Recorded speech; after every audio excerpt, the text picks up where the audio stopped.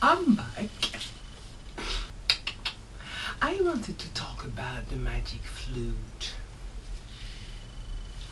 because it was the first opera I ever listened to when I was 16 or 17, and I was going through a lot of existential identity searches, you know, like you do as a teenager. And also the thing that really got me listening to opera was the fact that I read somewhere that if you're doing exams and you're nervous, Mozart and Vivaldi can stimulate your mind. I listened to the Magic Flute and it was Chinese to me. It was so foreign.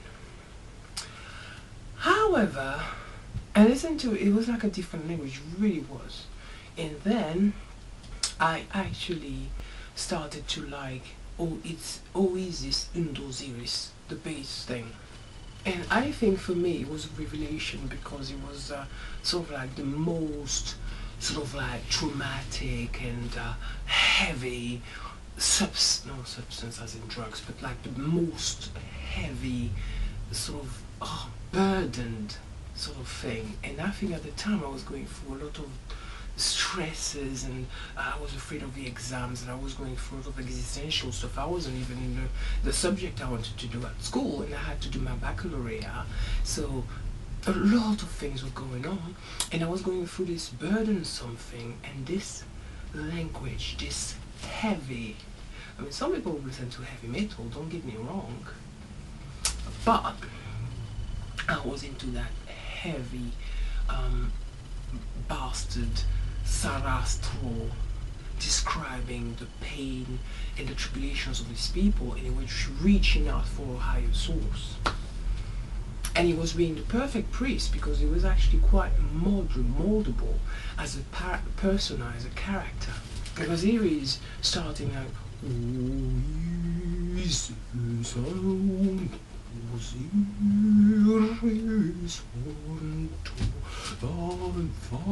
so it's very strong, grave, monotonous stuff. And then there's a response from those tenors, the priest is slightly lighter and younger voices and phrases, and all of a sudden he's rising and elaborating his phrases and doing a different phrasing altogether, a different sort of sentence, a different sort of existential path, and he's carrying those needs to those people, to those gods, to the from the people he's representing. I mean, those are priests, but if you think of a cabinet minister, and you have the PM, the Prime Minister, or the President at the head, this is the guy who carries what the other guys, the local MPs, told him in Parliament, and he changes his bulk, his luggage, his message according to what the people told the chorus of priests or MPs, the local representatives, tell him what people want, and he changes his message altogether. His sentences are changing, his character is changing, he's really rising, and of course he's doubly motivated in strength, and it's really going with passion, like, you know, expressing himself, but he's also more sentimental in a way, he's more sensitive, and it's higher in pitch. But it's a complete different Sarastro, and it's more reachable, it's more in touch.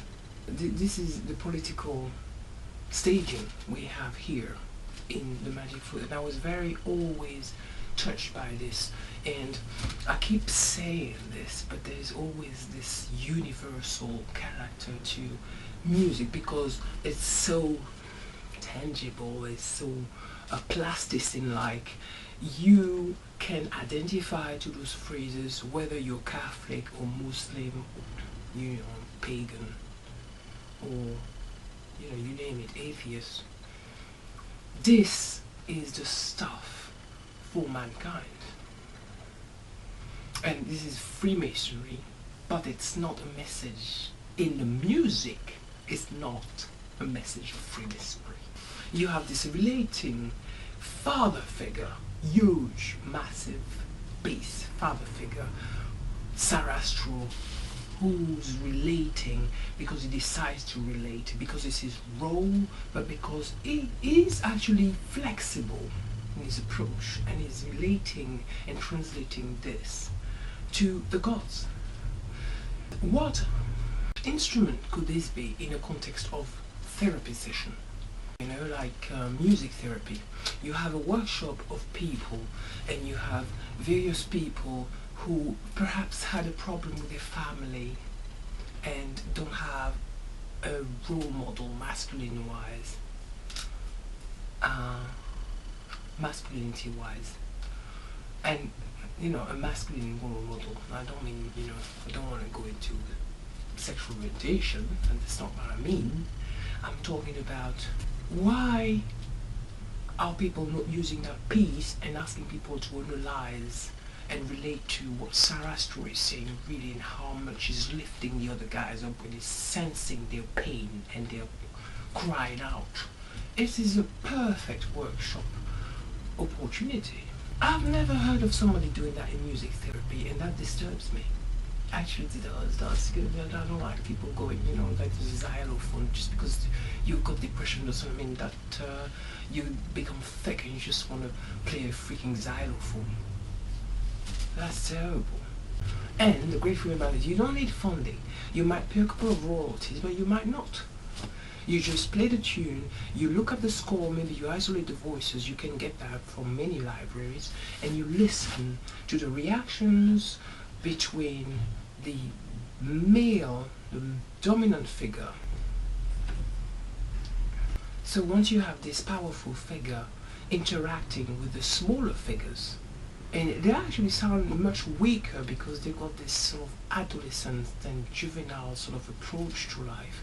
They're dragging on and hesitant and very sort of like almost not opening their mouth to, you know, sort of mouthing and chewing on the sentences. Those are people who don't know life that much. If you have that and you compare it and you ask people to workshop what emotional impressions they got from one voice in the chorus to another, from one dynamic in the score to the other, the movement can be used as well to express the music.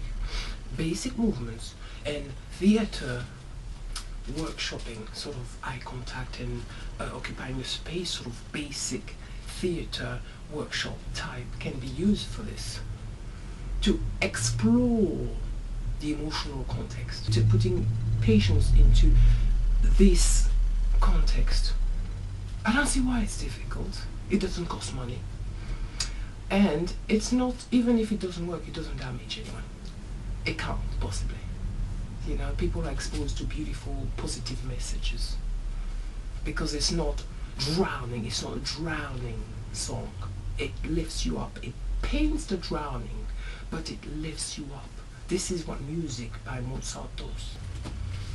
And that's a subject for another analysis, but you know, actually I've got a video on YouTube about this. People can be asked to depict and write about what they feel about every single emotion and how they relate in their lifetime, their life experience to that. That is very healing. If nothing else, that's an opportunity for people to express themselves. I don't know why people don't use this in music therapy. Time for a new era in music therapy. This is my humble little input into the bass thing, and it's in German, so I always get mingled. But you know, that's what I mean by the music is above all that. The gods, I don't care about is this and Osiris, I don't care. I'm just caring about what the bass is carrying and what the other people are carrying. And I, as a woman in 2015, I relate to these guys. Didn't I say more? My website is midnightnotebook.com. I've got a blog where I put my videos, most of my videos, midnightnotebook.tumblr.com. My name is Sandrine. Bye bye.